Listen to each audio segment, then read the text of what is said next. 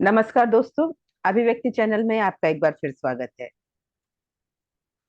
आज हम इस अभिव्यक्ति चैनल में एक बार फिर अपने वही जाने पहचाने काशी के बहुतत्ववेत्ता डॉक्टर गौतम चटर्जी का स्वागत करते हैं। सबसे पहले डॉक्टर गौतम चटर्जी, आपका बहुत बहुत स्वागत है। बहुत धन्यवाद मेनका जी। तो मित्रों, आप इन्हें तो पहचानते ही हैं, इनके गुणों को भी पहचानते हैं, गुणों के खान हैं ये। और ज्ञान में तो पूछिए मत। मुझे ऐसा लगता है कि आकाश से ज्यादा विशाल और सागर से ज्यादा गहरा ज्ञान है इनके पास। और अभी तक आपने सुना ही होगा कि हमने साहित्य के विभिन्न विधाओं पर इनसे बात की, चाहे साहित्य हो या सेकंड लिटरेचर फिल्म हो। लेकिन डॉक्टर गौतम चटर्जी, आपका परिवेश कुछ बदला बदला सा लग रहा है। ऐसा लग रहा है कि आप काशी से नहीं जुड़े हैं हमारे साथ। तो क्या हम जान सकते हैं कि आप इस समय कहाँ से हमारे साथ जुड़े हैं और किस प्रयोजन से आप बाहर हैं काशी से? मैं काशी से भी बाहर हूँ और भारत देश से भी बाहर हूँ अभी। अच्छा। हालांकि स्पिरिचुअली काशी इतना बड़ा है कि पूरा विश्व उसमें समाहित है। हम्म। तो काशी में तो मैं रहता हूँ, लेकिन अभी ऐसा हुआ है कि मुझे भारत देश के बाहर आना पड़ा है, वो भी करीब 1 महीने के लिए। अच्छा, किस देश और में उसका या? अभी तो मैं वेनिस में हूँ, अभी तो इटली के मतलब वेनिस में। अभी तक कहने का से ये तात्पर्य मुझे लग रहा है कि अभी तक यानी कई देशों में आप घूम रहे हैं।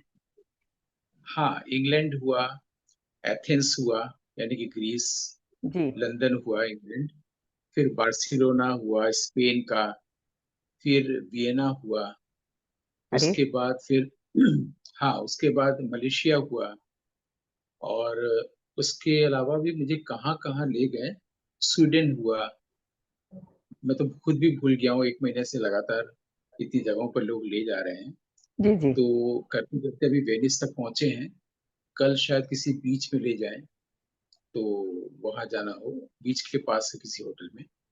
वो एक्चुअली क्या है कि मेरी एक किताब 2012 में आई थी फिलोसॉफी की।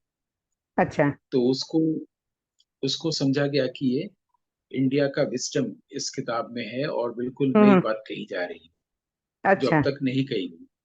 क्या बात है। एक तो ये। तो नहीं, उस पुस्तक का आप नाम तो बताइए। हाँ हाँ, उसका नाम है वाइट शैडो ऑफ कॉन्शियसनेस।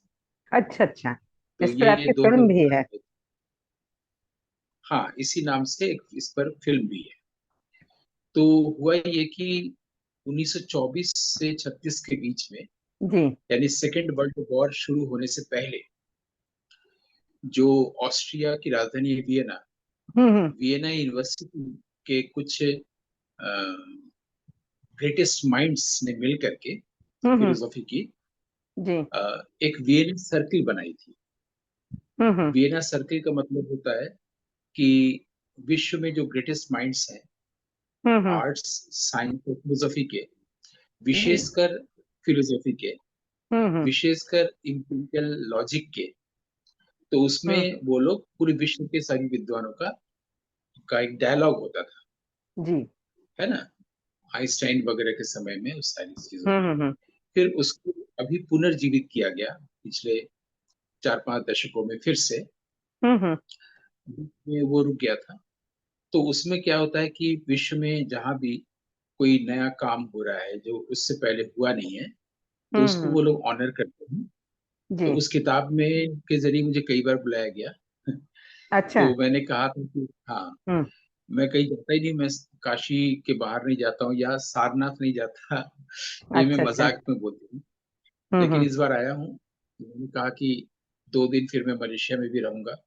अच्छा अच्छा। तो उन्होंने कहा कि आप जहाँ भी रहिए। तो उसमें क्या होता है कि किसी यूनिवर्सिटी में लेक्चर देना नहीं होता है कि हॉल में हम्म। स्टूडेंट्स बैठे हुए हैं। जी। ये सर्किल जो है, ये डायलॉग करती है। तो विश्व के जो ग्रेटेस्ट माइंड्स हैं, हम्म। 30 30 40 लोग, वो इकट्ठा होते हैं और हम्म। वो डायलॉग करते हैं उसमें जीवन की किसी एक वैल्यूज को लेकर। जी जी। अच्छा। तो क्या बात है, मतलब ये तो बड़े गर्व की बात है। तो अब क्या है कि ये जो टीम है, सर्किल है, ये हम्म। एक देश से दूसरे देश में, जैसे मान लीजिए कि वियना यूनिवर्सिटी में, हम्म। फ्रांस में, या एथेंस में गए, तो क्या होता है कि वो लोग एक जगह पर ठहरते हैं, पूरा हम्म। टीम मूव करती है, देखो वर्ल्ड के लोग वर्ल्ड में मूव करते हैं, और उसमें मुझे मुख्य रूप में ऑनर के रूप में रखा गया है। आखिरी बात मेरी ही होगी। अच्छा अच्छा। मतलब उनको लगता है बुद्ध के देश से आए हैं, लाइट ऑफ एशिया, जहाँ प्रकाश है, वहां से आए हैं, तो मुझे सामने रख के वो लोग डिस्कस कर रहे हैं मेरे साथ विभिन्न हम्म। विषयों पर, और फिर मैं जो कह रहा हूँ वो सारी बात वो लोग इसको रिसीव कर ले रहे हैं। इसका एक सीरीज पूरा वो लोग किताब के रूप में छापेंगे, अच्छा अच्छा। और आज भी इसको बुक फॉर्म में देंगे, इसलिए हम्म। कई सोशल नेटवर्क पर लोग देने की प्रथा ही नहीं है वहां पर। तो ये अच्छा। चल रहा है। उसी क्रम में अच्छा, मैं भी वेनिस में क्या बात है। तो ये भारत के लिए भी गर्व की बात है और हमारे लिए भी बड़े गर्व की बात है। हम बड़े गौरवान्वित हुए कि आप जो हमसे भी जुड़े हैं, वो पूरे, कहना चाहिए कि देश को रिप्रेजेंट कर रहे हैं, पूरे कंट्री का प्रतिनिधित्व कर रहे हैं वहाँ विदेशों में। तो ये तो हमारे लिए बड़े गर्व की बात हुई। और जब आप ये बता रहे थे कि आप अलग अलग देशों में हैं और आपके वाइट शेडो ऑफ कॉन्शियसनेस की बात जब आपने कही, तो मुझे लगा कि ये चीजें भी कहीं ना कहीं साहित्य का हिस्सा हैं। और एक बात जो तुरंत बिल्कुल। मेरी जो है जिज्ञासा हुई, वो ये कि जब कोई भी देश कोई भी व्यक्ति हमारे देश से दूसरे देश में जाए, जैसा कि सब लोग, एक नैरेटिव है कि भारत बड़े ज्ञानियों का, ऋषियों का, संतों का देश है और यहाँ पे मानवीय संवेदनाओं और मानवीय मूल्यों या रिश्तों की बड़ी कदर होती है, या बड़े, इस मामले में यहाँ के लोग बहुत सेंसिटिव है, ये कहा जा सकता है कि यहाँ बड़ा महत्व है मानवीय संवेदनाओं का, मूल्यों का, संस्कारों का। तो दूसरे देशों में जाके आपने क्या पाया, क्या डिफरेंस पाया, क्या यही नैरेटिव केवल इंडिया के लिए है, या भारत के देशों को में भी आपको कुछ अच्छा मिला, या यहाँ से बेहतर भी लगा? हो सकता है इंडिया से ज्यादा बेहतर भी हो, तो ऐसा कुछ लगा आपको क्या? अभी तक जहां जहां जाना हुआ है मेरा, हम्म। मुझे जहां जहां ले जाया गया है, जी। और वहां पर लोगों से मिलना जब भी हुआ है, तो ये है कि यहाँ पर दूसरे लोगों के लिए बहुत सोचा जाता है। अच्छा। तो लोगों से मिलने पर ये हुआ कि सभ्य, शिष्ट, सुसंस्कृत हैं, और हम्म। सेंसिबल हैं, और हमेशा दूसरे के लिए सोचते हैं। ये सब जगह मुझे मिला, यही खास बात बताने लायक है। जबकि अच्छा, वो मतलब। हमसे उम्मीद करते हैं कि हम हम्म। प्रकाश के देश से गए तो मैं प्रकाशित करूंगा, लेकिन उनके व्यवहार में मुझे ये दिखा: शिष्ट, सभ्य, सुसंस्कृत, सेंसिबल। अच्छा अच्छा, मतलब वो दूसरों की ज्यादा परवाह करते हैं। बड़े सरल शब्दों में कहा जाए, अपने लिए सिर्फ नहीं जीते हैं, दूसरों की सुविधा, दूसरों की परवाह उनके लिए प्रायोरिटी है, ये कह सकते हैं। जी। हम जब मानवीय संवेदनाओं, भावनाओं, मूल्यों की बात कर रहे थे, तो साहित्य में भी कहीं ना कहीं कहते हैं ना कि वियोगी होगा पहला कवि, आह से उपजा होगा गान वाला। तो मुझे ऐसा लगता है कि साहित्य में मुख्य दो विषय ही होते हैं, एक प्रेम और एक दर्द। सारे रिश्ते प्रेम से जुड़े हुए हैं, और जहाँ बिछो है वहां दर्द है। तो कहीं ना कहीं साहित्य में प्रेम और दर्द, इन्हीं दो विषयों पर बहुत ज्यादा लिखा गया। मतलब ऐसा मुझे लगा जितना साहित्य मैंने पढ़ा। और फिर ये बात मुझे तब और भी ज्यादा कंफर्म हो गई कि जब मैंने इधर बीच आपका सोशल मीडिया पे एक सेंटेंस पढ़ा था कि लव इज ट्रस्ट, और उसी के नीचे दूसरा सेंटेंस था, फेथ इज ओशन। जबकि आम तौर पे जो लोगों की सोच है या जो नैरेटिव है, वो ये है कि where there is trust there is love. और जब हम प्रैक्टिकल बात करते हैं तो मुझे भी लगता है कि हाँ, जहाँ विश्वास है प्रेम वही हो सकता है।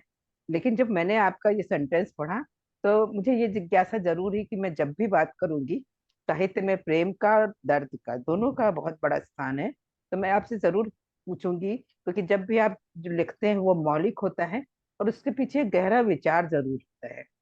तो सबसे पहले तो आप बताइए कि ये आपका एक सेंटेंस का अर्थ किस परिप्रेक्ष्य में आपने लिखा? जैसे कि मेरी किताब में जो बातें लिखी गई हैं वो सबके लिए नया, बिल्कुल नई बात लग रही है, मौलिक लग रही है। वैसे ही हम्म यहाँ भी तमाम जो विषयों पर डिस्कशन हो रहे हैं, डायलॉग हो रहे हैं, उसके भी कुछ कुछ बातें मैं सोशल नेटवर्क में लिख ले रहा हूँ। उसमें हम्म। मैंने ये कहा, where there is love there is trust. तो लोगों को भी ये बात उल्टी लगी, नहीं लगी, लेकिन जब इसकी गहराई में गया तो उनको लगा बिल्कुल सही बात यही है। हम्म। विश्वास होगा तो प्रेम होगा, ये बिल्कुल ही मीनिंगलेस बात हो गई पूरी व्याख्यान को सुनने के बाद। जो मैंने कहा कि अच्छा। विश्वास होगा तो प्रेम होगा, मैंने कहा हम्म जब भी विश्वास होगा तो प्रेम होगा, वो टूटेगा और दुख और बिछोह होगा, वियोगी कभी होगा। लेकिन प्रेम होगा तो बाकी हम्म। सब चीजें अपने आप होंगी और कभी भी सेपरेशन नहीं होगा, संबंध नहीं टूटेगा। फिर मैंने इसको शो किया अच्छा, कि कैसे? कैसे। कैसे? पहली बात तो ये है, पहली बात तो ये है कि प्रेम क्या है इसको पहले समझ लें, जी। उसके बाद अपने आप ट्रस्ट वगैरह तो हो ही जाएगा। हम्म। तो एक चीज तो ये है कि प्रेम जब एक ही समय में, ठीक है, जो भी चीजें दिख रही है, चाहे वो विचार के स्तर पर या सामाजिक किसी चीजों के स्तर पर, उसमें अगर वही मुझे भी दिख रहा है और आपको भी दिख रहा है, जी। सेम चीज, तो ये हम्म। प्रेम है। अगर दोनों एक ही समय में हैं और हम्म। उसी इंटेंस क्लैरिटी के साथ हम लोग चीजों को देख रहे हैं समान रूप से, जी। मैंने सेम लेवल पर हैं, हम्म। सेम इंटेंसिटी के साथ में उसी वक्त में, जी तो जी। इसका मतलब वो प्रेम है। हम्म। ये परिभाषा अभी तक किसी किताबों में नहीं आई है, इसको जीने की बात है, ये थियोरिटिकल नहीं है। जी जी। ठीक है। बिल्कुल। हम्म। अच्छा। और और यही प्रेम इंटेलिजेंस भी है, और ट्रस्ट तो अपने आप होगा ही। जब ये हम्म। प्रेम होगा तो अपने आप हम्म। ट्रस्ट होगा, बिलीफ होगा, सब कुछ होगा। लेकिन हम्म। मेरा बिलीफ आपका बिलीफ, मेरा धर्म आपका धर्म, है ना, हम्म। और मेरा ट्रस्ट आपका ट्रस्ट ऐसा नहीं रह जाएगा, जी। दो नहीं रह जाएंगे। हम्म। ठीक है। जब कि ये समझ, प्रेम जब ऐसे घटेगा, हम्म ठीक है। इसीलिए मैंने ये भी कहा है कि हम लोग बचपन से ही जब जन्म होते हैं, we are born and brought up in conflict hmm. With love. ये भी मैंने कहा कि हम लोग बिल्कुल। born एंड brought up होते हैं प्रेम के साथ कन्फ्लिक्ट में। पहली बात तो कन्फ्लिक्ट क्या है, कन्फ्लिक्ट का मतलब जब किसी के हम कॉन्ट्रेरी होते हैं, हम आपके हम्म कन्फ्लिक्ट में होते हैं। मेरे जीवन में भी बचपन से ही घटा है, कुछ वर्ष तक बचपन में किशोरावस्था में कन्फ्लिक्ट था, फिर कन्फ्लिक्ट मुझे पसंद नहीं था, तो कन्फ्लिक्ट हम्म। हटा तो जीवन भर के लिए हटा, है ना। अच्छा। अब हम्म। क्या है कि जब वो जो पर्सन है गया, एक्टिव है, जो हमेशा क्रियाशील है, कि जब बचपन में कुछ समय किशोरावस्था में ऐसा है जब कन्फ्लिक्ट था, मैंने कन्फ्लिक्ट फेस किया था, जी। तब मैं बीएससी में पढ़ता था, लेकिन उसके हम्म। बाद मुझे लगा कन्फ्लिक्ट मुझे पसंद नहीं होना चाहिए। फिर वो कन्फ्लिक्ट हट गया, और वो अभी तक ऐसा ही है कि विदाउट कन्फ्लिक्ट एक लाइफ, ये व्यक्तिगत जीवन में घटा था। तो हम्म। हम्म। मुझे ये समझ में आया कि कन्फ्लिक्ट इसलिए है कि एक जो इंटेलिजेंस है वो हम्म। काम कर रहा है मुझे लेकर के, हम्म। और मैं भी एक्टिव हूँ, मैं भी कर रहा हूँ, तो कन्फ्लिक्ट हो जा रहा है। हम्म। तो अगर मेरा मेरा जो ये बाधा देना कम हो जाए, ना हो, तो वो इंटेलिजेंस काम कर रहा है अपने अच्छे रंग से, तो कोई कन्फ्लिक्ट नहीं रहा। जी। और यही प्रेम है। ये बात पूरी तरह से गई मेरी अब बिल्कुल। तक। हम्म। हम्म। तो जब जब कोई एक इंटेलिजेंस एक्टिव है, मान लीजिए कि आपके हम्म। जीवन को लेकर के मैं जी। एक्टिव हूँ, हम्म। ठीक, और आप भी कुछ कह रही है कि मैं ऐसा करूंगी वैसा करूंगी, तो दो आ जाएगा ना, बिल्कुल तो बिल्कुल, हाँ। कन्फ्लिक्ट होगा ना। लेकिन बिल्कुल। अगर आप कुछ नहीं कर रहे, मैं आपके जीवन को लेके कर रहा हूँ, यदि मैं हम्म। इंटेलिजेंस हूँ तो एक ही इंटेलिजेंस रह गया ना, बिल्कुल। दो तो नहीं रह गया ना। तो हम्म। दिस इज लव, ये प्रेम है। अच्छा अच्छा, हाँ। और हम्म। ये प्रेम है तो इनको ट्रस्ट के होने ना होने का कोई मतलब नहीं आता है, शब्द ही नहीं आता है ट्रस्ट का। जब हम्म। प्रेम होगा तो जी। अपने आप होगा। हम्म। ठीक है, क्योंकि आपके पास भी कोई कंफ्लिक्ट नहीं है। जब आदमी के भीतर कंफ्लिक्ट होता है तो प्रॉब्लम आती है, तो ट्रस्ट की बात आती है। हम्म। पहले तो उसके भीतर हो जा रहा है ना, उसके बाद उस कंफ्लिक्ट के साथ वो किसी और से मिलने जा रहा है, बिल्कुल। तो ट्रस्ट का प्रॉब्लम आएगा। वहाँ प्रेम है ही नहीं। बिल्कुल। तब वो दो लोगों को एक ही समय में नहीं दिखेगी। हम्म। तो ये हमने यहाँ भी बात बताई, और आपको भी मैंने सरल करके बताने की कोशिश की। अच्छा, देखिए, ये आपने जो बात कही, मानवीय मूल्यों की जब हम बात करते हैं तो उसमें अ, प्रेम या दर्द, इन दोनों का बड़ा उच्च स्थान है। दो ही चीजें जीवन में आदमी को मिलती हैं, खुशी या गम। तो खुशी वही है जो जहाँ प्रेम मिलता है, जहाँ हमें हमारे मर्जी की चीज मिलती है, वो प्रेम है। और आपने बताया कि अगर इंटेलिजेंस अलग से काम ना करे किसी का, तो वो इटर्नल हो जाता है प्रेम। जिसको कहना चाहिए, अगर हम किसी से प्रेम कर रहे हैं, किसी पे भरोसा कर रहे हैं ये प्रेम के प्रेम तहत। है। और प्रेम के साथ, और प्रेम जब होगा तब प्रेम के साथ दुख कभी नहीं होगा। हाँ। प्रेम के साथ जब भी होगा तो कंपैशन होगा। हाँ तो। कंपैशन का मतलब ये नहीं होता है कि जीवों पर दया करना। हम्म। कंपैशन का मतलब होता है सफरिंग टुगेदर। अच्छा। अगर मेरे पास कोई दुख शोक है, और हम्म। साथ में आप भी शोक में आ गई, तो दिस इज हम्म। कंपैशन। अच्छा, और ये कंपैशन सिर्फ वो तभी है। हो सकता है जब हमें प्रेम जब हमें प्रेम जब हमें प्रेम होता है, तो हम जी। दूसरे के दुख में, उसी दुख में दुखी हम भी हो जाते हैं। अगर बिल्कुल। किसी को पुत्र शोक है, तो मैं उसके पास गया हूं, तो मैं भी उस शोक में आ गया। दुख शब्द हम्म। ही नहीं है, हमारे भारतीय वाङ्मय में भी नहीं आया है। उपनिषदों में जितने भी मंत्र हैं, सब में शोक शब्द आया है। अच्छा, शोक। तो दुख अगर, नहीं है। हाँ, हाँ। दुख कहीं नहीं है। या तक कि नाट्य शास्त्र में भी जो 8 रस बताए गए हैं, उसमें दुख कहीं नहीं है, उसमें करुण है। करुणा, हाँ। हम लोग करुणा का मतलब हम लोग को बचपन से पढ़ाया जाता है कि दूसरों के जीवों पर दया करना, वो बहुत साधारण चीज है। बड़े होकर फिर करुणा को पढ़ाया नहीं जाता है, वो क्लास 6, 7, 8 में तो पढ़ाया जाता हम्म। है, 2, 3, 4, 5 में करुणा माने हम्म। जीवों पर दया करना। हम्म। लेकिन ये बहुत ही इन जनरल। करुणा का मतलब होता है, कंपैशन का मतलब होता है सफरिंग टुगेदर, साथ साथ शोक में होना। अच्छा, सफरिंग टुगेदर, और करुणा। जब हम्म।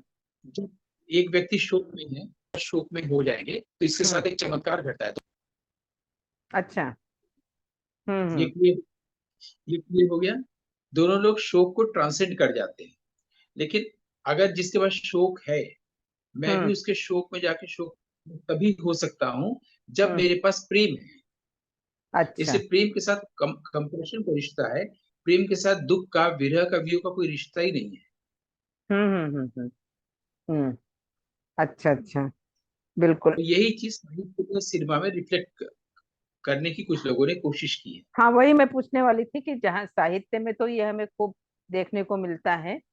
और क्या इस तरीके का कोई सिनेमा बना है जिसमें प्रेम इस तरीके का हो, जिसमें हम भरोसा या देखा, पहले बातचीत किया, ऐसा ना हो के हम जो है किसी खास वजह से जो है प्रेम करने लगे हो, ऐसा कोई सिनेमा आपको याद आ रहा हो, जिसमें इतने श्रेष्ठ जो है स्तर का, इतने श्रेष्ठ स्तर का प्रेम प्रदर्शित किया गया हो। जो वर्ल्ड में ग्रेट मास्टर्स हुए हैं फिल्मों में, जी। उन्होंने इसी तरह की फिल्में ही बनाई हैं। अच्छा। हाँ, हम्म। जैसे मैं इस वक्त याद आ रहा है, बर्गमैन की एक फिल्म है, हम्म। Winter light. जी। विंटर उस लाइट, फिल्म हाँ। को देखी जा सकती है हम्म। इस संदर्भ में। एक इसी तरह की एक और फिल्म है, तारकोस्टैल्जिया। कौन सी तारकोवस्की की? नॉस्टैल्जिया। नॉस्टैल्जिया। तारकोस्की की फिल्म है नॉस्टैल्जिया। हाँ। हाँ, ये 83 में बनी थी। इस फिल्म को भी इसी संदर्भ में इस फिल्म को देखी देखी जा सकती है। अच्छा, भारतीय सिनेमा में आपको स्पेशली मैं ये जानना चाहूंगी कि हिंदी सिनेमा में इस श्रेष्ठ स्तर की कोई ऐसी फिल्म है जिसमें जो है इस उच्च कोटि का दिखाया गया हो प्रेम, जहाँ भारत में जहाँ देखिए, दो फिल्में फिजिकल अभी जहाँ तो मुझे फिजिकल याद आ रही है। अट्रैक्शन कुछ ना हो, वो। देखिए, सबसे पहले इसके लिए नाम लेना चाहेंगे, जॉन अब्राहम की एक फिल्म है कि donkey in the village of Brahmins. John Abraham, उनकी एक्टर की आप बात कर रहे हैं जो आते हैं फिल्मों में? नहीं, जॉन अब्राहम हमारे देश के यंग फिल्म डायरेक्टर थे। उनका एक्सीडेंटल डेथ हो चुका है। अच्छा और वो अच्छा। केरला के थे। हम्म। और उन्होंने कई फिल्में बनाई हैं। उनकी एक फिल्म है donkey in the village of Brahmins. Donkey in the village of Brahmins. ठीक है। हाँ। Donkey in the village of Brahmins, ये क्लियर हो गया। हम्म। जी। इसी तरह से हिंदी में 3 फिल्में बनी हैं। तीन, हम्म बहुत फिल्में अब कई बनी हैं, हम्म। लेकिन 3 अलग अलग समयों में। एक है मेरी सूरत तेरी आंखें, मेरी सूरत तेरी अच्छा, आपने अशोक शायद फिल्म कुमार की। देखी होगी। अशोक मेरी कुमार सूरत की तेरी, फिल्म। अशोक कुमार। हाँ। अच्छा अच्छा। उसके इसके बाद, गाने भी बड़े अच्छे थे, उसके हाँ। बाद, हाँ, आने के कारण होता है, आवाज के कारण, गुणों के कारण। उस फिल्म में हम्म। चेहरे के कारण, अशोक कुमार का चेहरा जो था काला था, कुरूप थे वो फिल्म में। अच्छा। हाँ हाँ हाँ, कुरूप थे। गुणों के कारण प्रेम होता है, गुणों के कारण होता है, वो अच्छे गायक। हाँ, कन्हैया हम्म। लाल उनके गुरु थे उस फिल्म में, और वो गाते थे, और गुणों के कारण प्रेम है। इसके जी जी। बहुत समय बाद एक फिल्म आई, अमर प्रेम, राजेश अमर खन्ना प्रेम, की। हाँ, अमर प्रेम, राजेश खन्ना, शर्मिला तो टैगोर। उस फिल्म में राजेश राजेश खन्ना शर्मा टैगोर का गाना सुन के उन तक जाते हैं, देह जी के जी। स्तर पर नहीं जाते हैं, गुणों के हम्म। कारण जाते हैं। बिल्कुल। ठीक इसी बात तरह से 1980 में सई परांजपे ने फिल्म बनाई थी, एक फिल्म हम्म। बनाई थी स्पर्श। अच्छा, मैंने नहीं देखी, हाँ। ठीक है। हम्म। हाँ, स्पर्श फिल्म में क्या होता है कि हम्म। नसरुद्दीन शाह ब्लाइंड है, जी। और उनको शबाना आजमी से मिलने जाना है। तो वो अपना हम्म स्टिक लेके सड़क में जा रहे हैं, और हम्म। शबाना आजमी सुबह सुबह क्लासिकल म्यूजिक की प्रैक्टिस कर रही हैं। उसको जी। सुनते हुए वो शबाना जी तक पहुंच जाते हैं। यानी हम्म। फिर गुणों के कारण पहुंचना हुआ, बिल्कुल और वो बिल्कुल। देख सकते नहीं। ये तीन हम्म। फिल्में हैं, देह के कारण नहीं, गुणों के कारण हम हम्म। किसी से जुड़ते हैं, और ये जुड़ाव हमेशा स्थायी होता है जब हम गुणों के बिल्कुल कारण जुड़ते हैं। बिल्कुल। ये बिल्कुल। 3 फिल्में हैं। बिल्कुल। आज हालांकि आप बड़े दूर देश में बैठे हैं, आपने हमसे बात की, लेकिन जिन मानवीय मूल्यों पर हमने बात की, जो एक बड़ा ही कॉमन सा सब्जेक्ट जिसको माना जाए कि ट्रस्ट है, लव है, बड़ा कॉमन सब्जेक्ट लगता है, लेकिन इसके पीछे जो गहराई है, सोच की गहराई है, जो विषय का विस्तार है, वो बहुत बड़ा है। और नजरिया जो आपने बताया, जैसे तारकोवस्की की फिल्म हो, या जो आपने भारतीय फिल्मों की बात बर्गमैन। की, बर्गमैन की फिल्म हो, या जो है विंटर्स नाइट, और यह जो है मेरी सूरत तेरी आंखें, या अमर प्रेम, या स्पर्श। स्पर्श तो मैंने नहीं देखी, लेकिन हाँ, ये फिल्में बड़ी लाजवाब फिल्में हैं, अमर अमर क्लासिक प्रेम। फिल्म। अमर प्रेम तो बहुत, हम्म। वास्तव में बहुत अच्छी फिल्म है। तो तो इस तरीके की जो है बातें सुन के, और जब हम ये इस तरीके का विचार सुनते हैं, जैसा कि आपने कहा कि आपको वहां इनवाइट किया गया, कि ऐसा माना जाता है कि सारा विजडम है इंडिया का उस बुक में, और उस पर डायलॉग के लिए आपको इनवाइट किया गया, तो सचमुच अ, कुछ तो है, कुछ तो है मौलिकता में आपकी, जिसके लिए जो है दूसरे देशों में आपको इनवाइट किया गया, बुलाया गया। और ये भारत के साथ साथ हमारे लिए भी गर्व का विषय है, और हमारे जो दर्शक देखेंगे, उन्हें भी बड़ा अच्छा लगेगा ये एपिसोड देख के, और ये जान के कि वो जिस व्यक्ति को काशी से जुड़ा हुआ देख रहे थे, वो व्यक्ति आज इतना, आपने हालांकि ये बात स्टार्टिंग में कह दी कि काशी तो पूरे ब्रह्मांड में है, तो ये भी एक बड़ा कहना चाहिए, बड़ी गहराई है इस बात में, सोच की गहराई है, फिलोसफी है।